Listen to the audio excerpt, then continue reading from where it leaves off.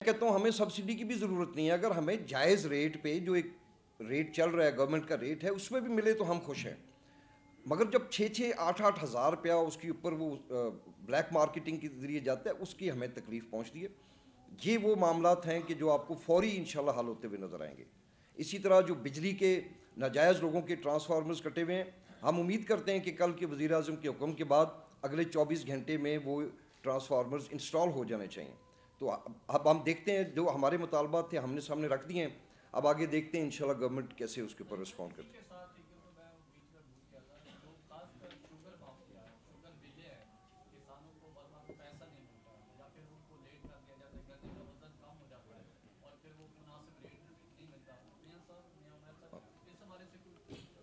जी बिल्कुल, इस हवाले से हमारे किसान हैं, उन्होंने सवाल किया जंग से, और इस पे भी कमेटी में रखा गया है।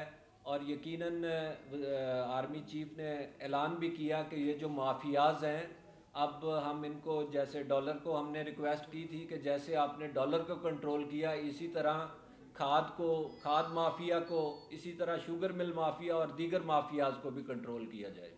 तो इस पे होगा। हम इनफैक्ट जो आज अपनी रिकमेंडेशन दे रहे हैं उसके अंदर हम मेंशन कर रहे हैं, अगर आज की हमारी इस कन्वर्सेशन के ज़रिए किसी की भी कोई ग्रीवेंस है तो हमारे से रब्ता करें, हमें बताएं उनकी कितनी पेमेंट। हम ये सारी इंशाल्लाह लिख के भेजेंगे और उम्मीद करते हैं कि ये तो वो फौरी हल होने वाला काम है, तो ये इंशाल्लाह फौरी हल होगा शुगर मिल के जो वाजबात है।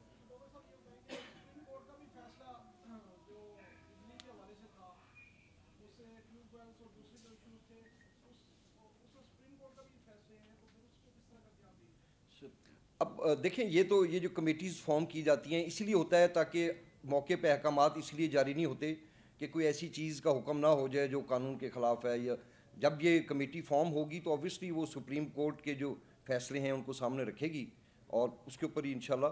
मगर वो मैं समझता हूँ कि फैसले ऐसे नहीं हैं कि वो इंडस्ट्री के हवाले से हैं, तो काश्तकारों के हवाले से मेरे तो कभी मैंने नहीं देखा कि सुप्रीम कोर्ट ने कोई ऐसा फैसला दिया हो।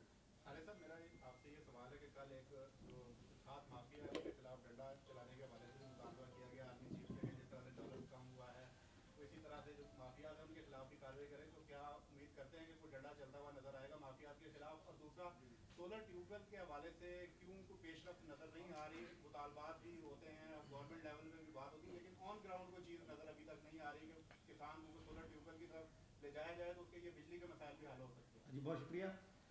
हमारे यहाँ जुल्म ये है कि अभी पिछले दिनों बलूचिस्तान में 1000 सोलर दिया गया था और 1000 सोलर में से मेरे किसान को एक नहीं मिला। करप्शन की नज़र हो। इसी तरह आपको पता है पिछली दफ़ा एक इन्होंने कहा था कि सोलर पे हम 30% हम देंगे, 60% किसान दे, लेकिन आज तक उस पर कोई अमल दरामद नहीं हुआ। इसीलिए हम आज पर उम्मीद इसलिए कर रहे हैं कि जिस तरह आर्मी चीफ साहब और प्राइम मिनिस्टर ने हमें सुना और हमसे ये वादे पहले भी हुए हैं, लेकिन अब हमें उम्मीद है कि अब जो वादे किए गए इंशाल्लाह वो पूरे होंगे। और ख़ासकर इस मुल्क को अगर आपने बचाना है तो आपको पता है बिजली आपकी इतनी महंगी है, नहरी निज़ाम का वो बिल्कुल खात्मा हो गया है। अब मेरे किसान ने सोलर से ही अपना ट्यूबवेल चला के अपनी फसल को तैयार कर दिया। अच्छा बात साहब, ये बात बताएं कि पंजाब में तो खाद एक्स्ट्रा दी गई थी, तो क्या वजह किसानों को क्यों नहीं मिलती रही? सर जी, एक तो जो डीलर है और दूसरा इंतजामिया है, खासकर जो एग्रीकल्चर वाले हैं। और क्योंकि एग्रीकल्चर वालों ने खाद का, जो हमारे किसान एग्रीकल्चर वालों के पास जाते हैं वो कहते हैं, हम उनको बताते हैं कि यहाँ स्टोरेज पड़ा हुआ है। वो क्या करते हैं कि जाते हैं, हमारे पहले तो जाते ही नहीं, हम उनकी निशानदेही करते हैं कि ये 10,000 बैग पड़ा है। वो जाता है, जाके उसको लॉक लगा देता है और उसके मुंशी को पकड़ के 15,000 जुर्माना कर देता है। सुबह जाते हैं तो वो कहते हैं कि इसमें बैग ही 10 थे, वो सारे बैग ही खत्म हो जाते हैं। इंतजामिया के साथ मिल के माफिया खाद पे जो पैसा खा रहा है, उसमें इंतजामिया डीसी है, उसमें एग्रीकल्चर वाले हैं और वो जो डीलर माफिया। थैंक यू जी, बहुत मेहरबानी। जी बिल्कुल, ये सूद माफिया, इसमें कोई शक नहीं है कि ये सूद माफिया। थैंक यू, बहुत शुक्रिया जी। ले लो जी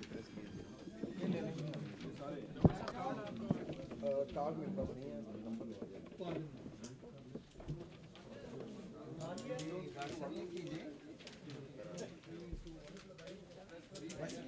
हाँ जी, प्रेस